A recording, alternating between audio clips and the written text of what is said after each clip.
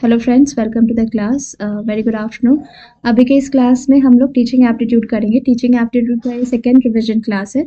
हमने last class में ADDIE model तक किया था। अभी हमें स्टार्ट करना है माइंड मैपिंग क्या होता है। अभी हम लोग स्टार्ट करेंगे। तो बेसिकली माइंड मतलब क्या हुआ, हमारे ब्रेन की बात हो रही है, हमारी माइंड की बात हो रही है। और उससे आपका क्या कनेक्टेड है, ब्रेन से कनेक्टेड है आइडियाज, आपका नॉलेज, आप कितना आइडियाज दे रहे हो, आप कितना आइडियाज जनरेट कर रहे हो। बेसिकली माइंड मैपिंग का मतलब यही होता है। माइंड मैपिंग एक ऐसा इफेक्टिव मीन्स एक ऐसा तरीका है जिसके हेल्प से हम आपके माइंड से मतलब हम आपके ब्रेन से आइडियाज को आउट बाहर निकालते हैं। मतलब ब्रेन से means it is just like getting information, getting idea. ठीक है, माइंड मैपिंग का मतलब यही होता है। जैसे कि मैंने कुछ आपको प्रॉब्लम दिया एंड मैंने इस प्रॉब्लम का बोला कि आप सोल्यूशन खोजो, तो आप धीरे धीरे एक एक कर करके सब अपना अपना आइडियाज दोगे, तो वो क्या है, वो है माइंड मैपिंग। तो माइंड मैपिंग एक क्रिएटिव तरीका होता है, क्रिएटिव तरीका होता है जिसके हेल्प से आप लॉजिकल तरीके से लॉजिकल आंसर्स करते हो। ठीक है, लॉजिकल आंसर्स प्रोवाइड करते हो, नोट मेकिंग करते हो, आप अपना दिमाग का मैप आउट करते हो, मतलब आइडियाज जनरेट करते हो। तो it is just like mapping out of logical ideas. तो जैसे कि मान लो मैंने एक, जैसे कि माइंड मैपिंग का सबसे अच्छा एग्जाम्पल है एक, जैसे कि बर्थडे वाला जो इमेज जो हमने लाइव क्लास में भी किया है, जिसमें आपने देखा है कि हमें किसी का बर्थडे सेलिब्रेट करना है। तो मैं एक माइंड मैपिंग का यहाँ से इमेज निकाल करके आपको समझाती हूँ। यहाँ पे देख सकते हो माइंड मैपिंग का इमेजेस, जैसे ये वाला इमेज हुआ। ठीक है, इसमें क्या देख रहे हैं हम लोग कि, चलो इसको हटाओ, ये वाला हटा देते हैं, माइंड मैपिंग। हाँ ठीक है, यहाँ पे माइंड मैपिंग का पूरा एक अच्छा सा मीनिंग ही दिया हुआ है इस एग्जाम्पल में कि माइंड मैपिंग में हम क्या क्या करते हैं। माइंड मैपिंग में आपका ओवरव्यू होता है, आप इजी तरीके से कुछ चीज़ याद रख सकते हो, सिंपल होता है, फास्ट एंड सब कुछ फन तरीके से प्लानिंग कर सकते हो। आप किसी प्रोजेक्ट का प्लानिंग करना है तो उसका गोल क्या है, हम किस स्ट्रैटेजी से करेंगे, हम क्या क्या प्रोजेक्ट को फॉलो करेंगे। क्रिएटिविटी तरीके से होता है, आप आइडियाज जनरेट करते हो, इनोवेट करते हो थॉट को। प्रोडक्टिविटी होता है, मतलब ज़्यादा एफिशिएंट होता है, इंट्यूटिव होता है, एंड कोलैबोरेशन, सब मिल करके करते हैं ये। जैसे मैंने आपको प्रॉब्लम दिया और बोला इस पे सोचो, तो आप सब मिल करके सोचोगे, अपना अपना आइडियाज दोगे, तो उन सब के हिसाब से एक प्रॉपर आंसर निकलेगा। तो ये होता है माइंड मैपिंग। अब जैसे कि एक बहुत ही अच्छा डायग्राम है, इसमें मिल नहीं रहा है अभी मुझे, हमारे लाइव क्लास में वो वाला डायग्राम को हमने यूज किया है। ठीक है, अब चलो इसी डायग्राम को ले लेते हैं। मैंने बोला आपको कि आप लोग एम्पैथी वर्ड से क्या समझते हो। ठीक है, एम्पैथी वर्ड से क्या समझते हो, एम्पैथी का आपको क्या क्या मीनिंग आता है, आप बताओ। तो आप लोग सब क्या करोगे, एक एक करके मुझे एम्पैथी वर्ड का मीनिंग बताना शुरू करोगे। तो एम्पैथी में आप यहाँ पे देख सकते हो कि क्या क्या वर्ड आपका दिमाग में आ सकता है। इसका मतलब होता है कि worry, emotion, aspiration, thought, concern, code, action, behaviour, keyword, habit, comment, opinion, by others, advantages, experience, recognition, relief. तो ये सब किस वर्ड से कनेक्टेड है, एम्पैथी वर्ड से। मैंने आपको एक वर्ड दिया एम्पैथी, आपको बोला एम्पैथी वर्ड से आप क्या समझते हो ये बताओ। तो एम्पैथी का मतलब आपने ये सोचा, किसी ने बोला मैं कुछ जो बोल रही हूँ वो कर रही हूँ, हियर, गेन। ठीक है, तो इस सब को आप आइडियाज, क्रिएटिविटी तरीके से, क्रिएटिव तरीके से शो कर रहे हो, तो this is only your mind mapping का मीनिंग होता है। ठीक है, अब हम आ जाते हैं अपने पेज पे। तो माइंड मैपिंग में हम सिंपल अपने आइडिया को एक कलरफुल तरीके से, एक लॉजिकल तरीके से, एक क्रिएटिव तरीके से हम अपने आइडियाज को जनरेट करते हैं। ठीक है, ये हुआ माइंड मैपिंग का मतलब। जैसे कि मान लो किसी का बर्थडे है, तो मैंने बोला कि कल, चाहे इस हफ्ते के बाद इस पर्सन का बर्थडे है, तो आप लोगों को प्लान करना है इस बर्थडे में हम क्या क्या कर सकते हैं। तो इस बर्थडे में हम क्या क्या कर सकते हैं, सबसे पहले कौन सा डेट को है, लेट्स सपोज 28 को है।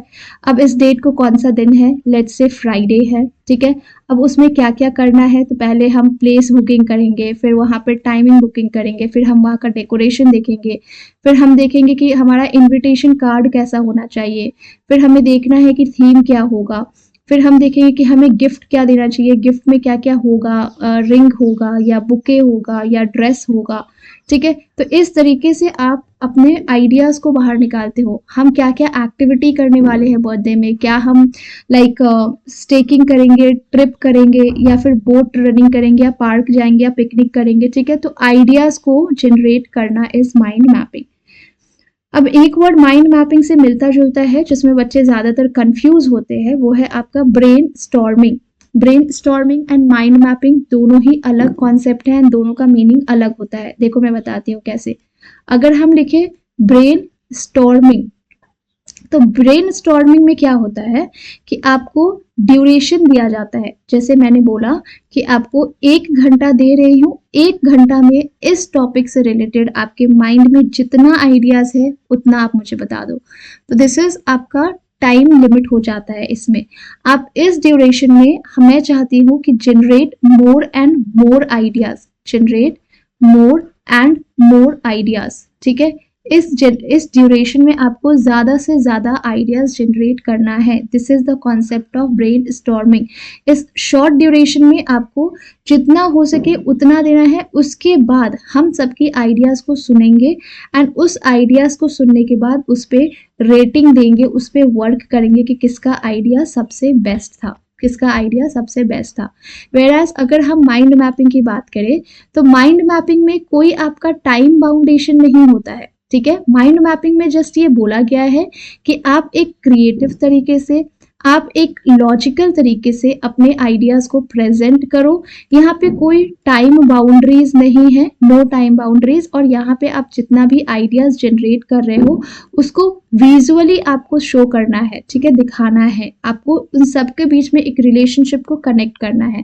तो हम लोग ये बोल सकते हैं कि ब्रेन स्टॉर्मिंग वाला जो कॉन्सेप्ट है ये यूजुअली आपका ऑफिस वर्क में यूज होता होगा, जहाँ पे मैनेजर बोलता है कि हाँ आपके पास 1 दिन का समय है या फिर आपके पास 1 घंटे का समय है, आप इस प्रोजेक्ट से रिलेटेड जितना सर्च कर सकते हो, जितना रिसर्च कर सकते हो, जितना आइडियाज ला सकते हो ला के दो मुझे, फिर हम उस पर बैठ के बात करेंगे, रेटिंग देंगे उसको, और जो सबसे बेस्ट होगा उस पर हम लोग वर्क करेंगे। वेयर एज माइंड मैपिंग का जैसे कि बेस्ट एग्जाम्पल अभी मैंने आपको बताया कि हम लोग अपने पर्सनल लाइफ में भी करते हैं। जैसे कि मान लो किसी का बर्थडे सेलिब्रेट करना है, हमें हमें पिकनिक अटेंड करना है, तो पिकनिक पे जाना है, तो हमें उसके लिए हम माइंड मैपिंग का भी यूज कर सकते हैं। तो ये आपका दोनों का बीच में बेसिक डिफरेंस हो गया। अब एग्जाम में ना आपसे पूछा गया था कि माइंड मैपिंग का बहुत सारा पॉपुलर साइट्स है, क्या क्या आपको पॉपुलर साइट्स के बारे में बता रहा था। तो मैं इसका जो माइंड मैपिंग का जो साइट्स है, क्या क्या माइंड मैपिंग का एप्लीकेशन है, ये मैं आपको टेलीग्राम पे सबका नाम दे दूंगी, आप पढ़ लेना। इन शॉर्ट सबसे ज्यादा जो एग्जाम में पूछा जाता है कॉगल है, कॉगल जो एग्जाम में सबसे ज्यादा आता है। फिर से आपका हो गया माइंडोमो, फिर मीरो भी आपका माइंड मैपिंग के लिए यूज होता है। माइंड मीस्टर, ठीक है।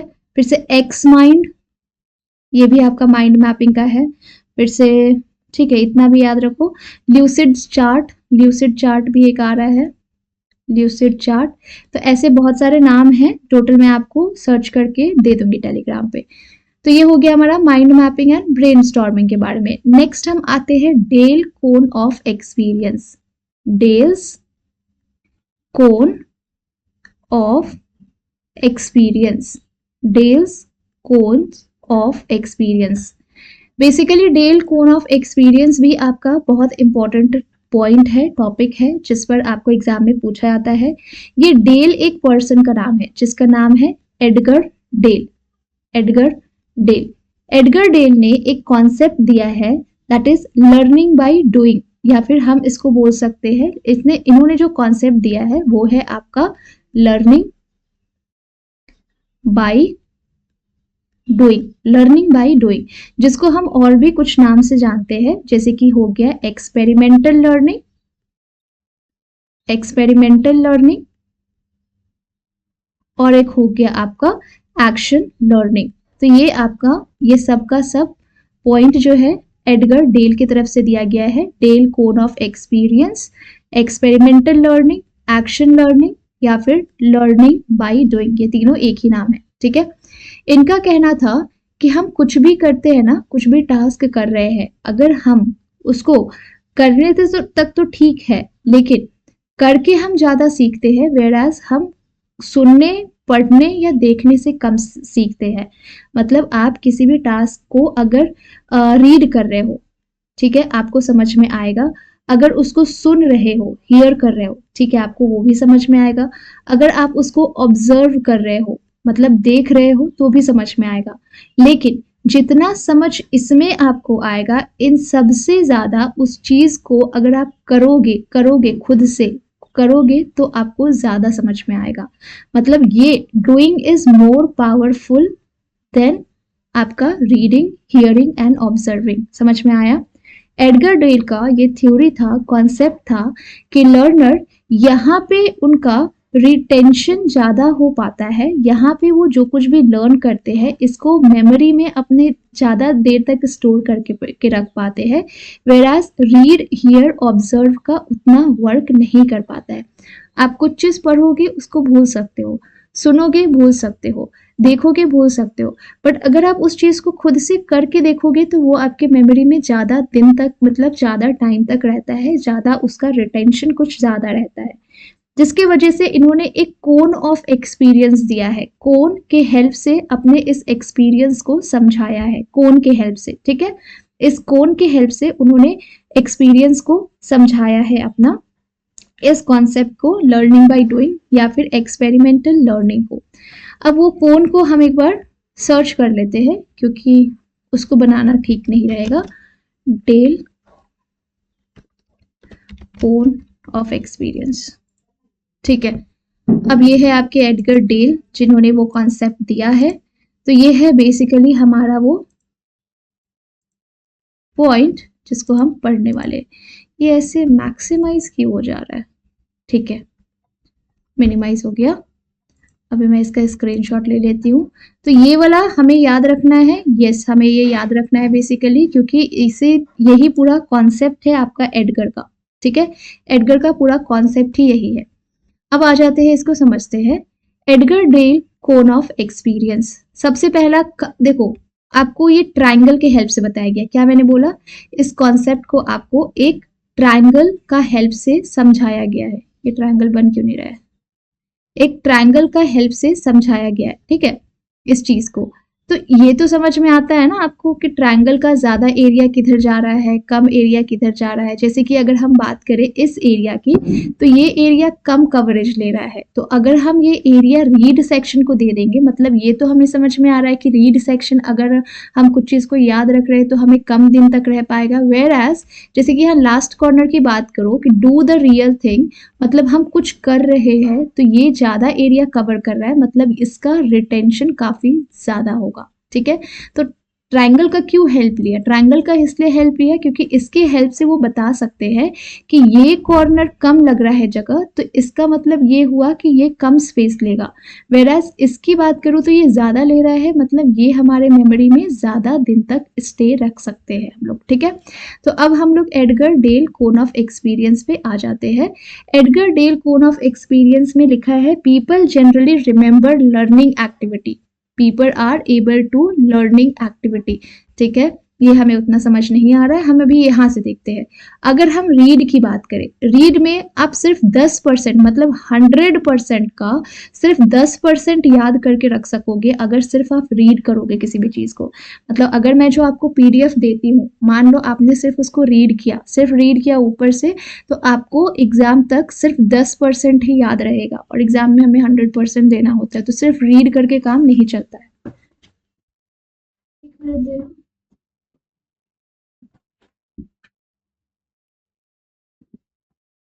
तो सिर्फ रीड करके काम नहीं चलेगा, क्योंकि रीडिंग से सिर्फ और सिर्फ हमें 10% ही याद रहता है। अब कुछ चीज सुन रहे हैं, जैसे कि रीड के साथ साथ मान लो आप मेरे वॉइस भी सुन रहे हो, मैं जो क्लास ले रही हूँ उसको टाइमली सुनते हो, तो आपको सिर्फ 100 में से 20% याद रहेगा। आपने इमेज देखा, जैसे ये इमेज अभी देख रहे हो, वीडियोस भी वॉच कर रहे हो, तो आपको सिर्फ 30% याद रहता है। मतलब इस इमेज को तो मैंने आपको दिखाया, अब ये इमेज से आपको तो याद रहेगा कि हाँ कौन से मैम ने कुछ तो बताया था कि कौन होता है एक जिसमें ये कम एरिया कवर किया है, मतलब इसका कम परसेंटेज होगा, नीचे ज्यादा एरिया कवर किया मतलब वो ज्यादा परसेंटेज होगा। तो डेल कोन ऑफ एक्सपीरियंस था, ये याद है। तो मतलब अगर इमेज देखते हो, वीडियो वॉच करते हो तो सिर्फ 3%। अब जैसे कि मान लो आप देख भी रहे हो और सुन भी रहे हो, जैसे कि अभी मेरी क्लास को आप देख भी रहे हैं और सुन भी रहे, लेकिन अटेंटिवली सुनना होता है, ये नहीं कि मैं मोबाइल चला रहा हूँ और क्लास भी सुन रहा हूँ, तो ये सुनना सुनना कंसिडर नहीं होता है। अगर आप ध्यान से सुन रहे हो और देख भी रहे हो तो सिर्फ 50% याद रहता है, जैसे कि कोई वो डेमोन्स्ट्रेशन वॉच किया या कोई साइट विजिट किया, ठीक है। 70% अब आप बोल भी रहे हो और लिख भी रहे हो। हम लोग बोलते हैं ना, बचपन में हमें बोला जाता था कि लिख लिख के याद करो, लिख लिख के याद करने से ज्यादा याद रहता है। तो बोल भी रहे हैं और लिख भी रहे हैं तो 70% होता है। और अगर ये सब तो कर ही रहे हैं, अगर हम ये सब के सब तो कर ही रहे हैं और इसके साथ साथ हम वो सेम चीज को करके भी देख रहे हैं, तब हमें 90% याद होता है। कितना? 90%। तो बेसिकली ये जो कॉन्सेप्ट है हमारा आपको बताता है,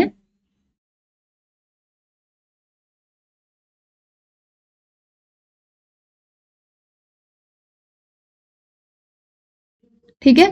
तो बेसिकली यहाँ पे आप देखोगे कि क्या हम लोग कहना चाहते हैं कि मैं कुछ देख रही हूँ, आई सी एंड आई फॉरगेट, मैं कुछ देख रही हूँ एंड मैं वो भूल जाती हूँ, ठीक है।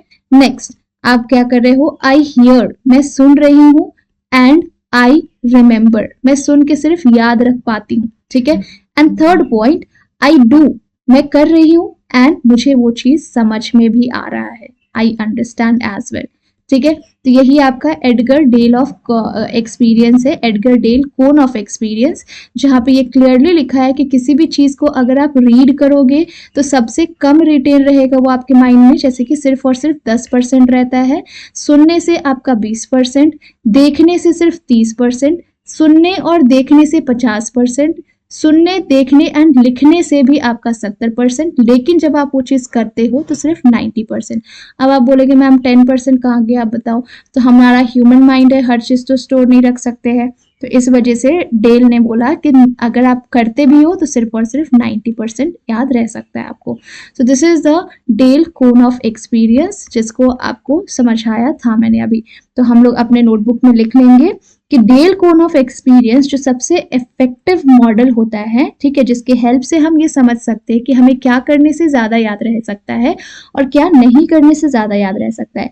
बेसिकली ये हमारे डेली लाइफ से कनेक्टेड है। आप चीज जो करते हो वो चीज आपको याद रहता है, जो चीज आप नहीं कर रहे हो, जो चीज बस सुन रहे हो, देख रहे हो, आप भूल जाते हो, ठीक है। तो डेल कोन ऑफ एक्सपीरियंस से हम अपने नोटबुक में ऐसे लिखेंगे कि 10% सिर्फ आपको रीड करने से याद होता है, 20% आपको सिर्फ सुनने से, हियर से, ठीक है। 30% आपको याद तब रहेगा जब आप वो चीज देखते हो, ठीक है। 50% तब याद रहता है जब हम देख भी रहे हैं एंड सुन भी रहे हैं, सी एंड हियर दोनों है। 70% तब रहता है जब हम सिर्फ मतलब उस चीज को बोल रहे हैं, लिख भी रहे हैं, बोल बोल के लिख रहे हैं, तब होता है। एंड 90% तब होता है जब हम उस चीज को कर रहे हैं, तब हमें वो चीज ज्यादा समझ में आता है, तब वो ज्यादा अंडरस्टैंडिंग होता है। तो मैंने जो चीज यहाँ पे लिखा है ना, ये I see, I forget, I hear, I remember, ये वाला point, I hear, I remember, I do, I understand, तो ये मैंने ऐसे ही नहीं लिखा है, ये चीज आपका डेल से कनेक्टेड है इसलिए लिखा है आई सी, आई फॉरगेट, ठीक है, आई डू, आई अंडरस्टैंड, तो ये सब आपका डेल कोन ऑफ एक्सपीरियंस से कनेक्टेड है, इस वजह से लिखा हुआ है। तो ये हो गया कॉन्सेप्ट आपका डेल के बारे में। अब इन्होंने बोला है 90% को हम क्या एक्शन लर्निंग भी बोल सकते हैं? यस, 90% को हम लोग एक्शन लर्निंग भी बोल सकते हैं। एक्शन लर्निंग क्यों? क्योंकि एक्शन लर्निंग मतलब होता ही है learning by doing. Action learning मतलब क्या होता है? This is learning by doing, and action learning को ही हम एक्सपेरिमेंटल लर्निंग बोलते हैं, एंड एक्सपेरिमेंटल लर्निंग को ही हम लर्निंग बाय डूइंग बोलते हैं। तो ये तीनों का तीनों कॉन्सेप्ट आपका एडगर डेल ने ही दिया है, आपका एक कोन के हेल्प से इन्होंने समझाया है पूरे कॉन्सेप्ट को। अब हम आते हैं हमारी लर्निंग स्ट्रैटेजी क्या क्या होती है। हम कुछ चीज अगर लर्न करते हैं, सीखते हैं, तो हमारी लर्निंग स्ट्रैटेजीज क्या क्या हो सकती है। Learning strategies. अगर हम लर्निंग स्ट्रैटेजीज की बात करें तो स्टूडेंट अपने माइंड में कैसे किसी डेटा को स्टोर करके रख सकते हैं। जैसे आप ही ये क्लास कर रहे हो तो आपके माइंड में ये कैसे ये क्लासेस स्टोर होके रह सकती है, सो दैट जिस दिन भी एनटीए एग्जाम दे आप इस चीज़ को सेम टू सेम आप अपने आंसर्स से वेरीफाई कर सको। ठीक है, आप जब आंसर्स मार्क करो तो इस डेटा को यूज कर सको उसमें। तो इसके लिए आपको स्टोर करने के लिए एंड इस इंफॉर्मेशन को तब यूज करना जब ये जरूरत है, इसके लिए आपको कुछ कुछ पॉइंट्स अपनी तरफ से भी एफर्ट डालना होगा। क्योंकि ये मूवी नहीं चल रहा है तो कि आप आराम से पॉपकॉर्न लेके बैठे हो और खा रहे हो और मूवी भी देख रहे हो। मूवी नहीं है, ये क्लास है, सीखना है, पढ़ना है, समझना है। तो इसके लिए आपको भी मेहनत करना होगा। आपको एक्टिव लिसनिंग करनी होगी, सुनना होगा सबसे पहले, तभी जाके आपकी एक्टिव लर्निंग हो पाएगी। आपको प्रॉपर से इसका नोट्स बनाना होगा, जैसे मैं आपको नोट्स बनाना भी सिखाती हूँ। ठीक है, आपको अपना भी कुछ नॉलेज यूज करना होगा। Thinking again and again, thinking on thinking, जिसको हम लोग मेटा कॉग्निटिव स्ट्रैटेजीज बोलते हैं। थिंकिंग ऑन थिंकिंग, जैसे कि मैंने क्लास पढ़ा दिया, आपने इसको रीवॉच किया, आपको कहीं कुछ डाउट हुआ, आप उस डाउट पे दोबारा से सोचोगे, उस पर वर्क करोगे, गूगल करोगे, डिक्शनरी मीनिंग खोजोगे। तो दिस इज मेटा कॉग्निटिव, जो आपको हेल्प करता है, आपको और उस वर्ड के बारे में नॉलेज देता है, जिससे आपके माइंड में वो नॉलेज ज़्यादा दिन तक स्टोर रह पाता है। रेगुलर प्रैक्टिस करना होता है आपको, तो प्रैक्टिस हमेशा करना होता है। तो लर्निंग स्टाइल, ये तो लर्निंग स्ट्रैटेजी हो गया कि क्या क्या स्ट्रैटेजी एक लर्नर यूज कर सकता है। उसी तरीके से आपका होता है लर्निंग स्टाइल। लर्निंग स्टाइल भी बेसिकली आपका किस स्टाइल से, हम स्टाइल की बात की जा रही है जिसमें आपका अलग अलग मेथड होता है लर्निंग का, किसी भी इंफॉर्मेशन को समझने का, उसको एक्वायर करने का, समझने का, अंडरस्टैंड करने का, एक्सप्रेस करने का एंड रिमेंबर रखने का। तो लर्निंग स्टाइल बेसिकली आपका 3 होता है, दैट इज विजुअल होता है जो आपका देख करके होता है, ऑडिटरी होता है जो कि आपका सुन करके होता है, और एक होता है रीड या राइट करके होता है, और एक होता है आपका learning by doing, that is kinesthetic activity. ठीक है, तो ये आपका स्टाइल की बात कर रहे हैं हम लोग, जहाँ पे आप देखोगे कि विजुअल मतलब हम कुछ चीज देख करके सीख रहे हैं, तो ये सब लर्निंग स्टाइल है। याद रखना स्टाइल क्या है और स्ट्रैटेजी क्या है, कंफ्यूज मत होना। दिस इज KINESTHETIC, काइनेस्टिक, ये आपका लर्निंग स्टाइल है और ये आपका लर्निंग स्ट्रैटेजी है। स्टाइल में आप विजुअल देख करके, ऑडिटरी सुन करके, यहाँ पे मैं इन सब का इजी वर्ड भी लिख दे रही हूँ। विजुअल का मतलब हुआ देख करके, ऑडिटरी का मतलब क्या हुआ सुन करके, और रीड एंड राइट का मतलब क्या हुआ, जिससे आपका 70% याद होता है कि आप सुन भी रहे हो, लिख भी रहे हो, पढ़ रहे हो, खुद भी रीड कर रहे हो। एंड काइनेस्टिक का मतलब हुआ करके। ठीक है, तो ये सब आपका कुछ पॉइंट हुआ। ठीक है, तो हमारा टीचिंग इफेक्टिव कब बन सकता है, जब हम टीचिंग के साथ साथ लर्निंग पर भी फोकस करें। लर्निंग क्योंकि पढ़ने के लिए भी, मतलब पढ़ाने के लिए भी सीखना पड़ता है, तो ये वाला पॉइंट जब हम फॉलो करेंगे कि हमारा कम्युनिकेशन अच्छा होना चाहिए, हमें सब्जेक्ट का प्रॉपर नॉलेज होना चाहिए, साथ ही साथ हम स्टूडेंट के साथ कनेक्ट कर सकते हैं। अब 2 कॉन्सेप्ट होता है, एक डायरेक्ट टीचिंग होती है और एक इनडायरेक्ट टीचिंग होती है। एक होता है आपका डायरेक्ट टीचिंग और एक होता है आपका इनडायरेक्ट टीचिंग। अब ये डायरेक्ट टीचिंग और इनडायरेक्ट टीचिंग में क्या अंतर है, यहाँ पे देख सकते हैं हम लोग। डायरेक्ट टीचिंग का मतलब क्या हुआ कि मैंने आपको कंटेंट भी दे दिया, मैंने आपको PYQ भी दे दिया, हर एक कुछ दे दिया जो आपको जरूरत है नेट JRF कंप्लीट करने के लिए। आपको कंटेंट दे दिए, आपको PYQ दे दिए, आपको नोट्स दे दिए, हर कुछ दे दिया जो कुछ आपको नेट JRF कंप्लीट करने के लिए चाहिए। तो ये हो गया आपका डायरेक्ट टीचिंग। ठीक है, मतलब टीचर ही आपको इंफॉर्मेशन देती है, उसको एक्सप्लेन करती है, साथ ही साथ टीचर ही सारा कुछ आपको बताती है। आपका क्या एक्सपेक्टेशन होना चाहिए, मीन्स मेरी क्या एक्सपेक्टेशन होना चाहिए आपसे कि आप JRF लेके आओ, सब कुछ मैं बता रही हूँ। तो ये आपका डायरेक्ट इंस्ट्रक्शन हुआ, जहाँ पे टीचिंग जो है डायरेक्ट तरीके से हो रही है। टीचर क्लास में आपको पढ़ा रही है किसी स्पेसिफिक टॉपिक के बारे में, जैसे डेली स्कूल्स में होता है, डेली कॉलेजेस में होता है, आपको नॉलेज दे रही है एंड आप उस इंफॉर्मेशन को कॉपी कर रहे हो। ठीक है, आप सिंपली उस इंफॉर्मेशन को कॉपी कर रहे हो और एक बार आप जब अपना टास्क कंप्लीट कर लेते हो तो आपको वर्कशीट, क्विज या कुछ भी ऐसा दिया जाता है जिससे आपको बेटर अंडरस्टैंडिंग मिल सके। तो डायरेक्ट टीचिंग में आप लिख सकते हो कि when teacher provides every related information या फिर मटेरियल इंफॉर्मेशन या फिर और मटेरियल। अब ये क्यों दे रही है? Required to achieve goal, required to achieve goal, ये कौन दे रही है? टीचर दे रही है, ठीक है, टीचर। इनडायरेक्ट में क्या हो रहा है, जब मैं आपको बोल रही हूँ कि I am not going to provide anything, मैंने क्या बोला आपको? मैंने जैसे कि मान लो मैंने आपको एक टॉपिक दिया, अब इस टॉपिक का बेटर अंडरस्टैंडिंग के लिए स्टूडेंट खुद रिसर्च कर रहे हैं, खुद से, तो ये हुआ आपका इनडायरेक्ट टीचिंग, जहां पे आप खुद का एक्सपीरियंस यूज कर सकते हो, स्टूडेंट खुद का एक्सपीरियंस यूज कर सकते हैं, स्टूडेंट खुद का नॉलेज यूज कर सकते हैं, अभी तक में जो भी उन्होंने पढ़ा, जो कुछ भी सीखा, उस प्रॉब्लम को खुद से सॉल्व करने के लिए वर्क कर सकते हैं। तो ये आपका हो जाता है indirect way of teaching, indirect तरीके से सिखाना। तो डायरेक्ट और इनडायरेक्ट का आपको क्वेश्चन आया हुआ है एग्जाम में, तो इसको हम लोग इजी में नहीं लेंगे। तो मैं यहाँ पे आपको बताती हूँ डायरेक्ट टीचिंग में कौन कौन सा आएगा और इनडायरेक्ट टीचिंग में कौन कौन सा आएगा। अब जैसे कि मान लो मैंने आपको कंटेंट प्रिपेयर करके दे दिया, तो ये डायरेक्ट होगा या इनडायरेक्ट? कंटेंट तो आपका डायरेक्ट में आता है, तो यहाँ पे मैं लिख दे रही हूँ डायरेक्ट में इसको कंटेंट बेस्ड, ठीक है, कंटेंट दे करके। जब मैं आपको फैक्ट भी खुद ही दे रही हूँ और उसको एक्सप्लेन भी कर रही हूँ, तो भी यहाँ पे आ जाएगा। मैं हर चीज को इजी कर दे रही हूँ, कन्वर्जेंट कर दे रही हूँ आपके लिए, सब चीज को मिला करके एक साथ आपको दे रही हूँ, जैसे कि PYQ, easy classes, revision classes, सब कुछ। तो ये हो गया डायरेक्ट क्लासेस। इनडायरेक्ट कब होता है? यहाँ पे देखो, आपको मैंने प्रॉब्लम दिया, अब आप इसको सर्च करोगे, इसका सोल्यूशन खोजोगे, तो एक प्रोसेस को फॉलो करते हो।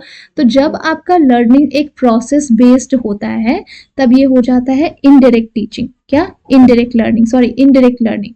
जब मैंने सिर्फ आपको क्वेश्चन दिया और बोला इस पे खुद से वर्क करके आओ, तो ये इनडायरेक्ट में जाएगा। जब मैं आपको कुछ भी मटेरियल नहीं दे रही हूँ, जैसे कि डाइवर्जेंट, ठीक है, तो ये आपका इनडायरेक्ट में जाएगा। ठीक है, तो ये हो गए आपके पॉइंट्स डायरेक्ट और इनडायरेक्ट के, जो आपको समझना है। डायरेक्ट में वो चीज आएगा जहां पे मैं डायरेक्टली कर रही हूँ सारा कुछ, और इनडायरेक्ट में जहां पे आप मेहनत कर रहे हो, ठीक है, आप सब कुछ कर रहे हो। तो ये हो गया इनडायरेक्ट टीचिंग और डायरेक्ट टीचिंग का।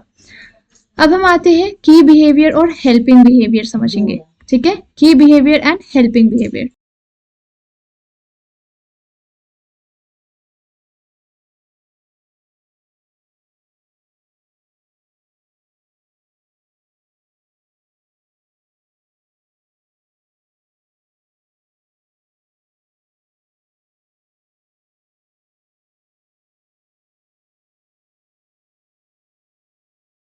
ये की बिहेवियर किस लिए है? ये की बिहेवियर इसलिए है जिससे हमारा टीचिंग इफेक्टिव हो सकता है। ये आपका टीचिंग को इफेक्टिव बना सकता है ये की बिहेवियर के हेल्प से।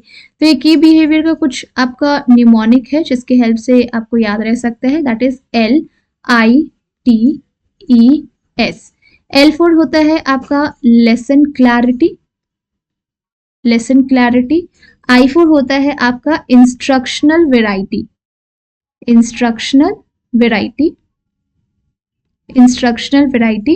T फॉर होता है आपका टास्क ओरिएंटेशन,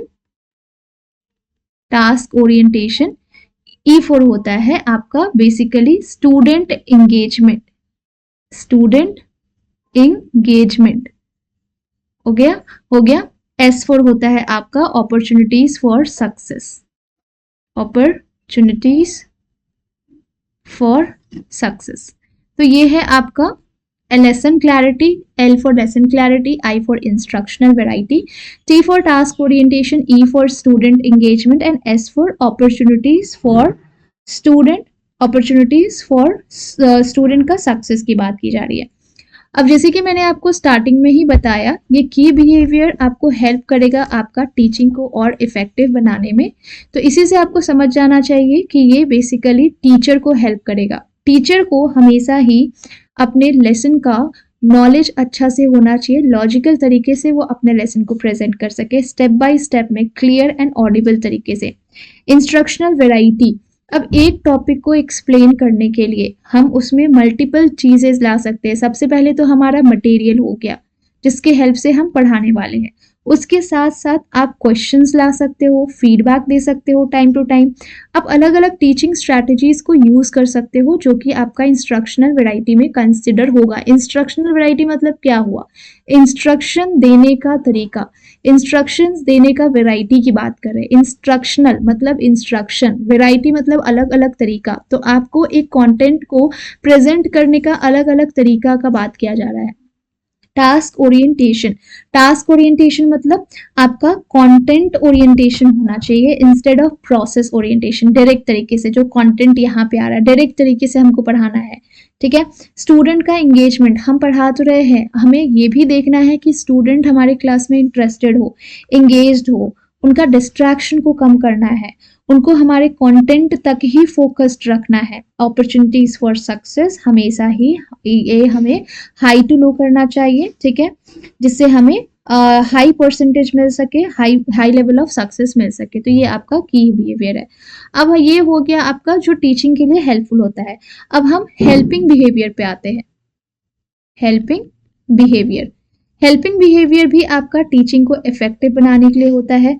अगेन हम टीचिंग एप्टीट्यूड पढ़ रहे हैं, वो भी इसलिए पढ़ रहे हैं कि असिस्टेंट प्रोफेसर को ये हेल्पफुल करने वाला है कमिंग डेज में।